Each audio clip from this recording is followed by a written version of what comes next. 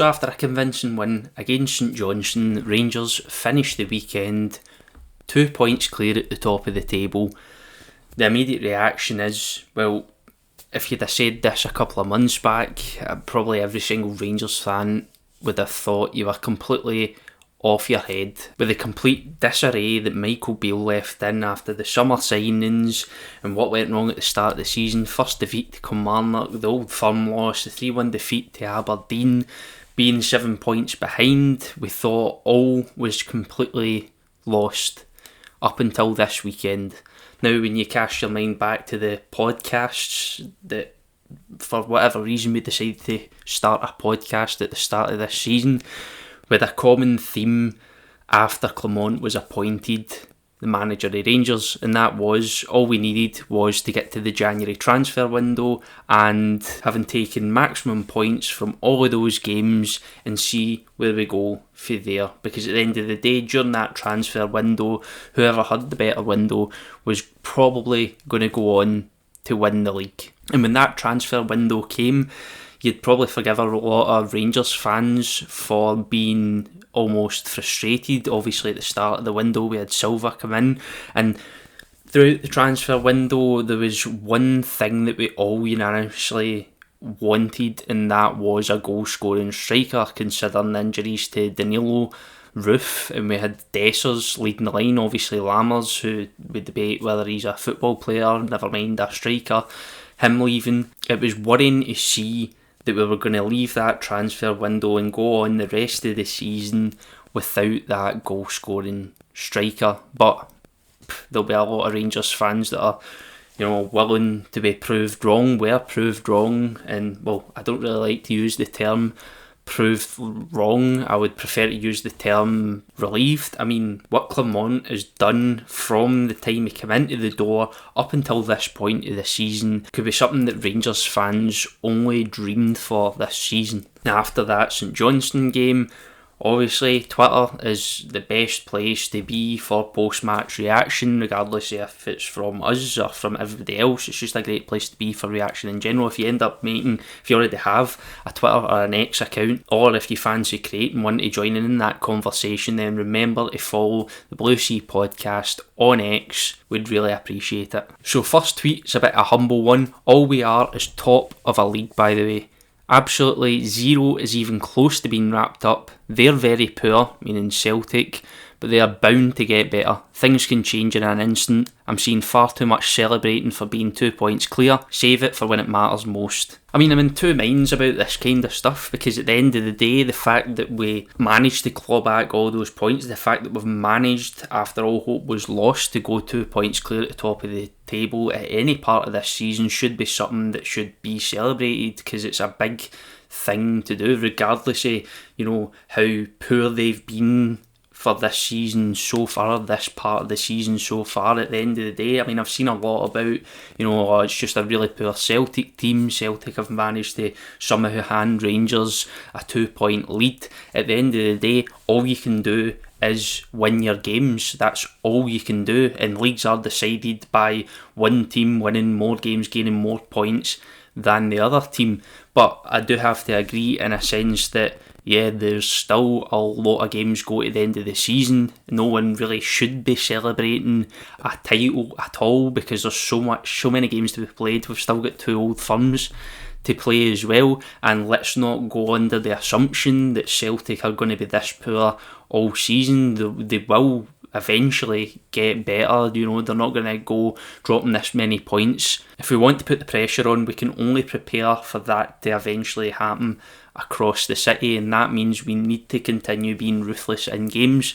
We need to continue to put in those performances that give us the 3 points. At the end of the day, that's all that matters. So this one's for after the St Johnstone game. It's a CJ Novo tweet.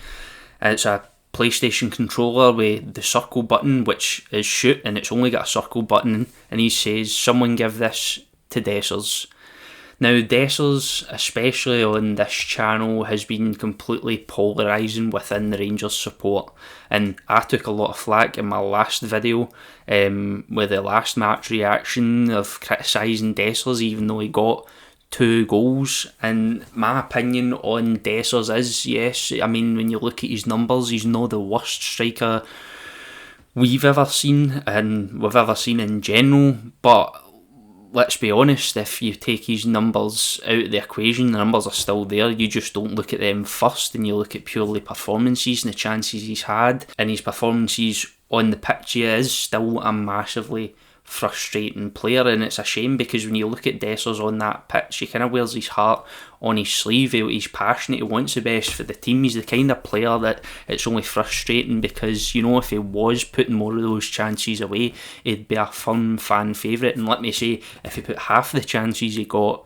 away, then he'd probably be absolutely battering the top goal scoring record out the water. Not the record, the leaderboard out the water, because Rangers at the end of the day have definitely seen an uptake in chances since Clement came in the door.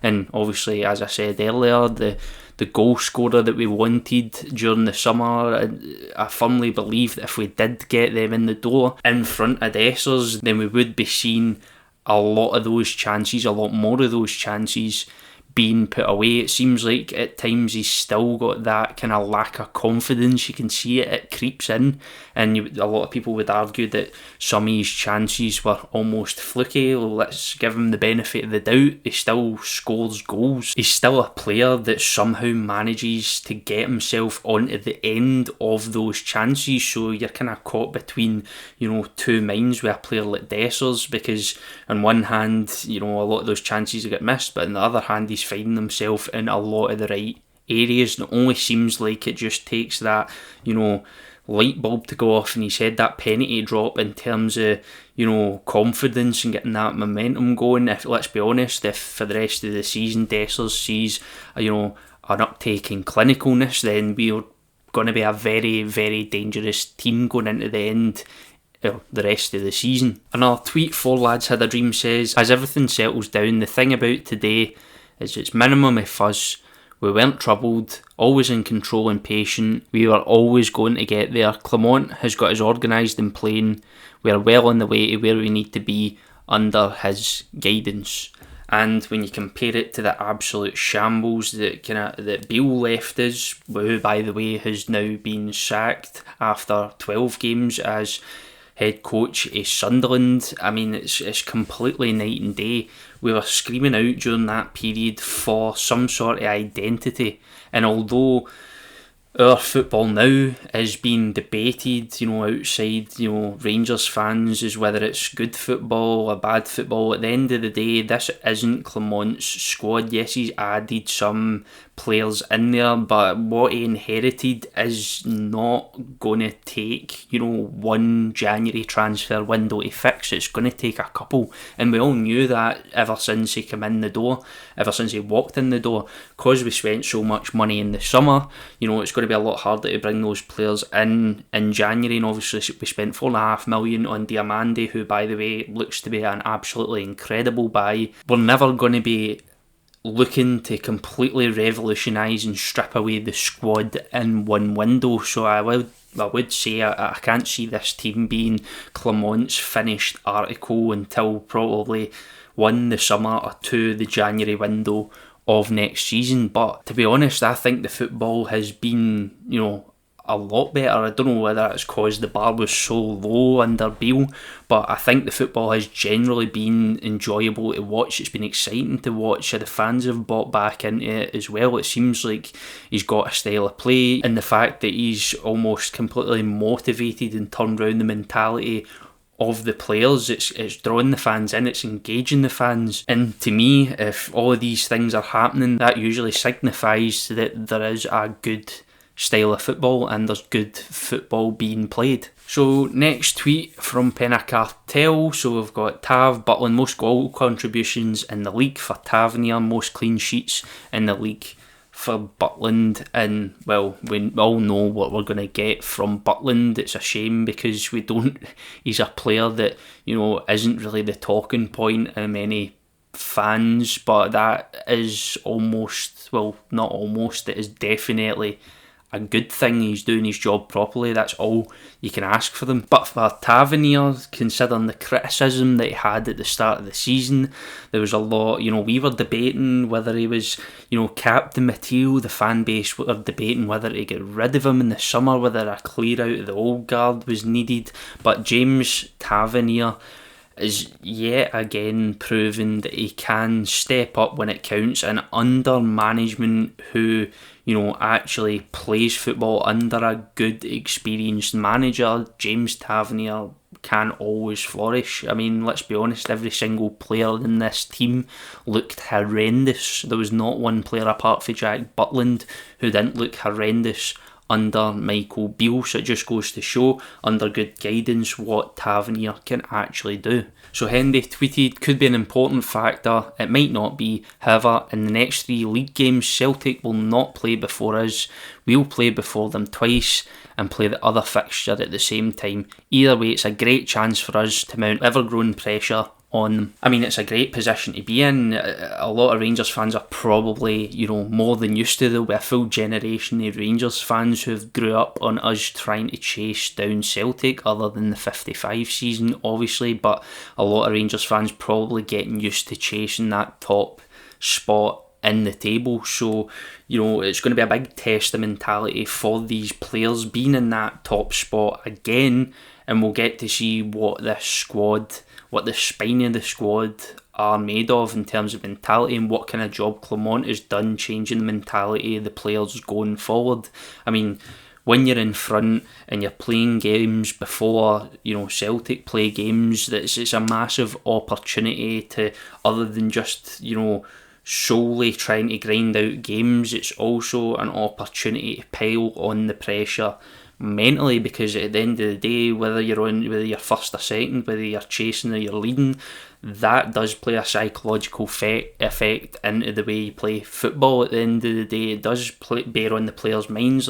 Every single, comment, or players are media trained to say, oh, we're just focusing on ourselves, we're not really looking at results from opposition teams, but for the large part that's probably a load of bollocks. It definitely puts a psychological mark down, being able to be the leaders and keep that pressure on, try and draw away, be ruthless with your results, and then obviously you've done your job and you let everybody else in the league try and follow you. So Rangers Banter tweeted, nobody thought Rangers could even challenge for the league this season when Clement first came in. If we do go on and win it, then it's one of the best ever in Scottish football. When you look at the mess Beale left us in. Now, one of the best in Scottish football, it could be up there, one of the best comebacks, of course. But I think this season, holds a lot of emotion, because it's almost Rangers' own fans created its own underdog story for this team, and I think it allows us to emotionally buy into this team a lot more, regardless if they think it's a good team or not, whether the players are good enough or not. Obviously, we've got a spine in there that we think's working, but there is players that we still don't really buy into yet, or we don't think are good enough, who we want to move on. So yeah, even those players were emotionally invested in Dessers, were emotionally invested in Scott Wright, were emotionally invested in, because we did have ourselves and this team, pinned as underdogs at the start of the season. So from a Rangers fan's point of view, yeah, probably it will be one of the best ever. And a final tweet is Andy McKellar.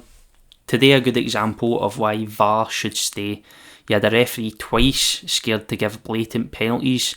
Without VAR, who knows what happens in the rest of the game. It's not perfect, it can be infuriating, but just look at the alternative. And that's kind of been my, opinion on VAR this season. In general, I'm like, yeah, we do it. We do as Scottish football. I mean, in terms of, we do it very, very poorly, and there are still a lot of mistakes, but I wouldn't say there's any more mistakes up here than there is in any other league in the world. VAR is probably the most controversial way of refereeing we've ever seen, but let's be honest, at least with VAR there, but at least with those camera angles, at least we can turn around and look at it again and again as fans. again and again, and we know more certainly whether it was a mistake or whether it wasn't a mistake, and the alternative wasn't that. The alternative was, a ref wouldn't give a stonewall penalty and then we'd leave it up for debate in the circus of the Sky Sports studios after the game. In my opinion, it's completely night and day in terms of holding referees and holding the FA accountable for certain mistakes, because the alternative is pretty much what we used to have, which was the mistake happened and it's almost everybody buries their head in the sand kind of approach. So I completely agree with this tweet. So our next 4 fixtures, we've got Hearts, we've got Kilmarnock, we've got Motherwell, we've got Hibs, and these are far from easy fixtures. Obviously Hearts are absolutely flying just now. Kilmarnock just coming off of the draw, they're playing good football, they've recruited well, I feel like, in the January transfer window with the likes of Stewart, Van Veen.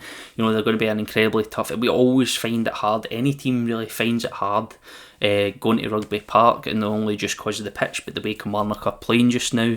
Obviously we've got Dundee away as well, we've got Hibs in the Scottish Cup. These are absolutely huge games coming up, and these games are always going to be pivotal, because at the end of the day you just need to keep battering through it game by game, getting those 3 points, getting through to the next round of the Scottish Cup, because when you're league leaders and you're trying to pull away from everybody else in the league, you literally can only focus on yourself. So 2 points clear, another win at the weekend, some hard fixtures coming up. In my opinion, the hard work starts now. What I want you to do is I want you to jump into the comments, let me know what you thought about the game at the weekend, let me know what your feelings are now that we're 2 points clear at the top of the table, let me know what you thought about this video and my opinions during the video. We really appreciate hearing from all our viewers and having a conversation with you, debates at times in the comments. We absolutely love that stuff. Remember, the BlueSea memberships are still available. The link to that is down in the description. It's a great way to help us invest a wee bit more back into the content and make it better for you lot. I'll see you next time.